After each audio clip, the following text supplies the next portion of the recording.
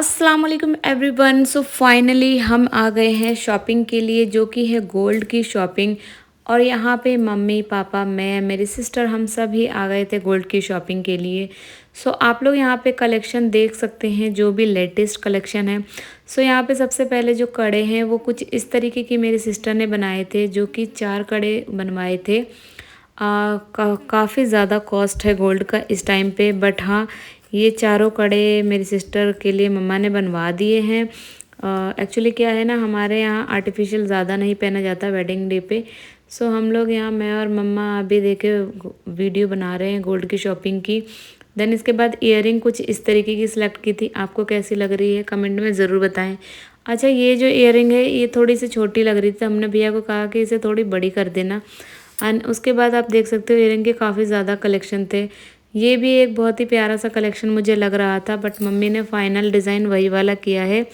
ये वाला जो डिज़ाइन है ये फाइनल हुआ है, आप देख सकते हो। बट इसकी लेंथ है बहुत ज़्यादा छोटी लग रही थी, तो हमने इसे 10 ग्राम के अंदर ही थोड़ा बड़ा करके बनवा लिया था। सो उसको बनने में 2 से 4 दिन लगेंगे, तो अभी हमने बनने के लिए फ़ाइनल कर लिया है। ये वाला जो पेंडेंट है मेरी सिस्टर ने लॉकेट के साथ बनवाया है। सो हम लोग अभी जो देने वाले रिंग है ये भी सिलेक्ट कर रहे हैं, तो ये सारे सिलेक्ट किए हैं हमने। 3 रिंग जो है सिलेक्ट की है देने के लिए।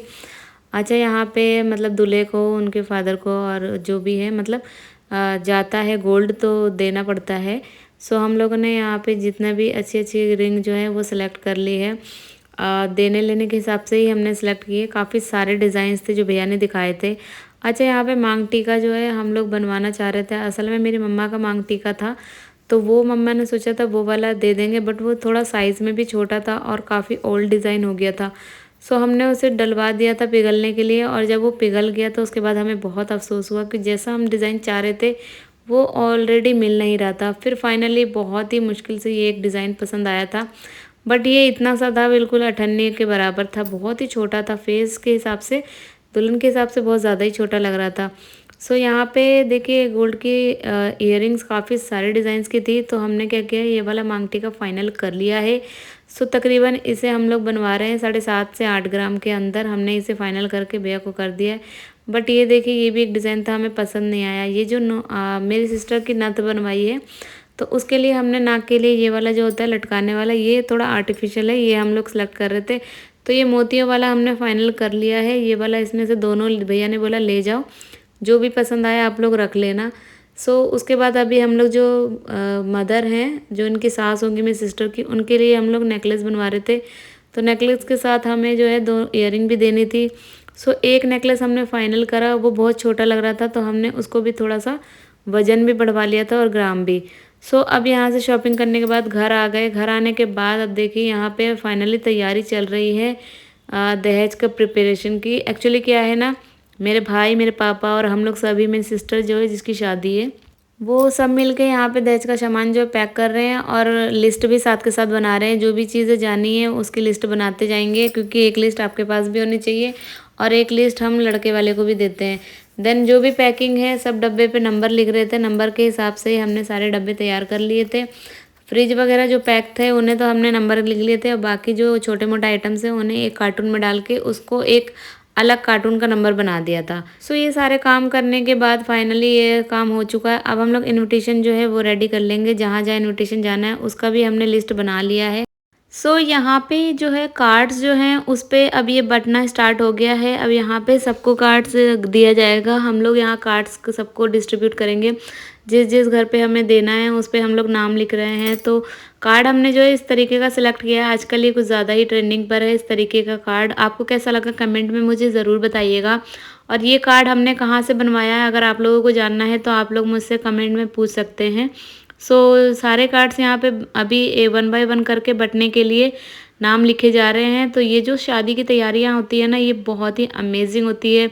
इसका जो इंतज़ार है, ना जाने कितने टाइम से किया जा रहा होता है, और फिर ये 5 से 7 दिन में शादी जो है वो बिल्कुल ऐसे हो जाती है, रौनक बिल्कुल फीकी हो जाती है। और जैसे ही दुल्हन अपने घर से जाती है, सो दुल्हन के जाते ही घर की रौनक भी साथ चली जाती है। बहुत ज़्यादा ही सैड पल भी होता है, क्योंकि अब जो है विदाई होने वाली, जैसे ही कार्ड छप के आते हैं ना, तो बस फीलिंग बहुत ज़्यादा ही सैड होती है, क्योंकि एक तरीके से एक्साइटमेंट के साथ साथ बहुत ज़्यादा फीलिंग बहुत सैड भी होती है।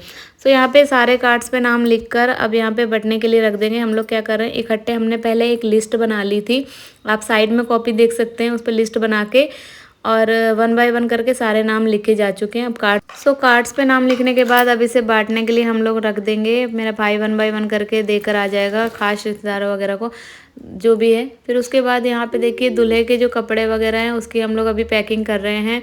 सो दूल्हे के कुछ कपड़े हमने इस तरीके के जो बैग था इसमें रखा था, तो कपड़े जो हैं हमने शर्ट वगैरह जो भी हैं और इसके ट्राउज़र उसके साथ रख लिए थे। फिर यहाँ पे दूल्हे की जो शेरवानी थी वो तो उसी में आती है, पैक्ड होती है, और दूल्हे का जो कोट वगैरह होता है वो भी पैक होता है। टाई वगैरह कुछ इस तरीके से बॉक्स में आई थी, काफ़ी अमेजिंग लग रही थी। देन उसके बाद अभी मैं और मेरी सिस्टर इस तरीके से पैकिंग कर रहे हैं ताकि आराम से हम लोग ईज़िली कर सकें। थोड़ा क्या होता है ना, इस वाले बैग में रखना इतना ईज़ी नहीं हो पाता है। सो अभी हम बस उसी की सेटिंग बना रहे हैं, ठीक है। तो दूल्हे के सामान जो है कुछ इस तरीके से पैक हुआ था कि हमने उसमें एक ट्रॉली भी दी थी छोटी वाली, जिसमें हमने दूल्हे का सारा सामान रख दिया था ताकि उसमें कोई प्रॉब्लम ना आए, ठीक है। शेरवानी रख दी, कोट पैंट रख दिया, उसके बाद बाकी जो जोड़े थे वो भी रख। हमने एक वॉच वगैरह, जैसे जो भी दूल्हे को सामान देते हैं, वॉच देना होता है, शेरवानी देनी होती है, शूज़ होते हैं, और जो भी बेसिक चीज़ें होती है वो सब। देखिए आपको मैं इस तरीके से दिखा भी देती हूँ। देखिए शेरवानी के साथ ये जूती, और उसके साथ का दुपट्टा, नेकलेस जो होता है, हार होता है दूल्हे का, और इसके सॉक्स होते हैं, बाकी सारी चीज़ें जो भी दी जाती है वो सब हमने इस तरीके से सजा के रख लिया था घर पे। और हमने अपने वीडियोग्राफर से भी वीडियो भी बनवा ली थी ताकि एक यादगार मोमेंट भी रह जाए। और बाकी जो उनके घर वालों के कपड़े थे कुछ इस तरीके से पैकिंग हुई थी, आप लोग देख सकते हो। ये जो खास रिश्तेदार हैं, सो खास रिश्तेदारों के ये जो कपड़े हैं ये हैं, ठीक है, जो कि घर वाले लोग हैं। सो अब मैं, मेरी सिस्टर और मेरे दोनों भाई हम लोग निकल गए हैं अपनी बहन के ससुराल शगन का सामान लेकर। और अभी हम लोग रास्ते में वीडियो क्लिप वगैरह शूट कर ही रहे थे। सो बीच में हम लोग रुके थे, यहाँ पे एक ढाबा पड़ता है, बहुत ही अमेजिंग ढाबा है। यहाँ पे हमें यहाँ का खाना बहुत अमेजिंग लगता है। तो मेरा भाई जो है हमें बता रहा है कि अगर तुम ब्लॉग बना रहे हो तो कुछ इस तरीके से पकड़ो। और ये जो है ये मेरा बड़ा वाला भाई है, ये मेरा छोटा भाई है, मतलब हमसे तो छोटे ही हैं।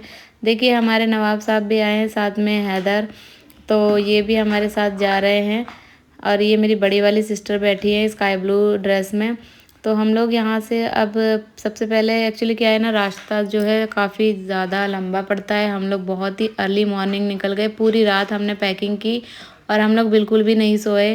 और यहाँ पैकिंग करने के बाद हम लोग निकल गए हैं भूखे प्यासे। तो सबसे पहले हम लोग ने ढाबे में 2 घंटे बाद का सफ़र करने के बाद हमने ढाबे में खाया डोसा और पराठे आलू के, प्याज के। तो जो भी जिसका मन था उसने वो खा लिया। हमें तो यहाँ का खाना बहुत अमेजिंग लगता है।